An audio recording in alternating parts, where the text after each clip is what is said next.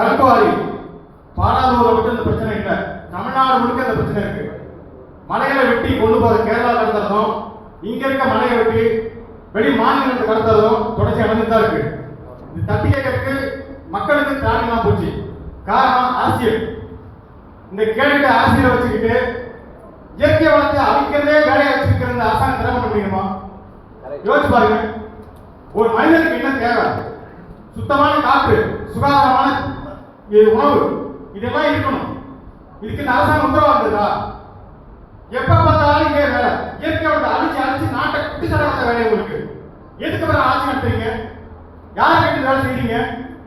பெரம்பலூர் மாவட்டத்துக்கு எத்தனை கல்பாரி இருக்கு? யார் விளையாட்டு தயாராகிறீங்க? எத்தனை நாள் கேட்டுப்போம். இது அனுமதி வாங்கி செய்த எத்தனை பேர், அனுமதி வாங்காம செய்த எத்தனை பேர் இருக்கீங்க? சொல்ல முடியுமா உங்களால? இது அரசாங்கத்துக்கு வருமானம் வருதா இல்ல தனியார் முதலாளி போதா? அரசாங்க சொத்து, மழைங்கிறது அரசாங்க சொத்து, பூமி அரசாங்க சொத்து, மக்களுக்கான சொத்து. இதை வெட்டி விற்கிறதுக்கு அனுமதி கொடுத்தது யார்? தனியார் முதலாளிக்கு. யாருக்காக வேலை செய்றீங்க? ஆத்திரம் நடிக்கிறீங்க. ஒரு யூனிட் மலை என்ன நாளைக்கு அரசாங்கத்துக்கு புத்தகம் கட்டுறீங்க? எத்தனை ஆயிரத்துக்கு வெளிமானத்துக்கு விற்கிறீங்க? கேரளாக்காரன் அங்க இருந்து கொண்டு வந்து கழிவு, இறைச்சி கழிவு, மருத்துவ கழிவு கொண்டு கொட்டிட்டு போறான் தமிழ்நாட்டுக்குள்ள. போலீஸ்க்கு தெரியாதா? செக் போஸ்ட் விற்கிறாங்கல்ல, வருவாய்த்துறைக்கு தெரியாதா? மீதானே வருது. தமிழ்நாட்டில இருந்து மணல் கட்டி கொண்டு போறாங்க. இங்க மாற்றுத்திற மண்ணாளரை பிடிச்சி கேஸ் போடுற காவல்துறை ஏன் அவங்க கண்டுக்கிறது இல்ல? என்ன வேலை? யாருக்கான அரசாங்கம் நடக்குது? மக்களுக்கு வேலை செய்வீங்களா, தனி முதலாளி வேலை செய்வீங்களா? கல்பாரி கட்டுமை எதிர்க்கிறோம்.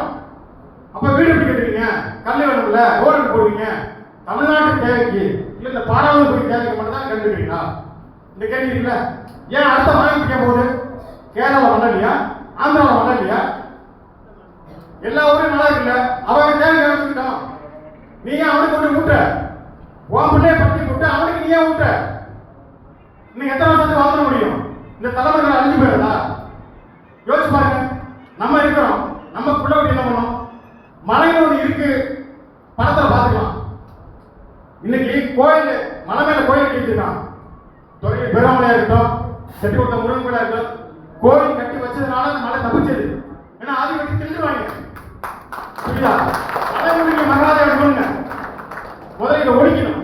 மக்கள் நீங்க தைரியம் போராடுங்க. நாங்க சொன்ன நிக்கிறோம், கடுமையை எதிர்க்கிறோம். மீறி இந்த கல்பாரி உருவாக்கினா நாம் தமிழ் சார்பாக கடுமையான போராட்டம் முன்னெடுப்பேன். நான் முன்னெடுப்பேன். நன்றி.